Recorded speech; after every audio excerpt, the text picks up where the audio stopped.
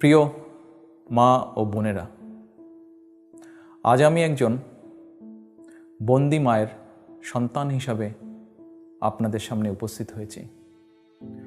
বাংলাদেশের সকল মায়ের সামনে, সকল বোনের সামনে আকুল আবেদন জানাই আমার নিরপরাধ মায়ের মুক্তির সাহায্যে।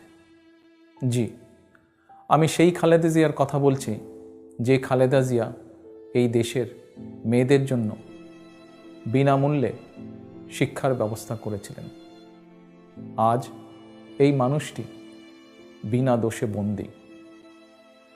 শুধুমাত্র মানুষের গণতান্ত্রিক অধিকার প্রতিষ্ঠা করতে গিয়ে উনি আজ নির্যাতিত। আজ আমি বাংলাদেশের প্রতিটি মায়ের কাছে, প্রতিটি নারীর কাছে আবেদন করছি,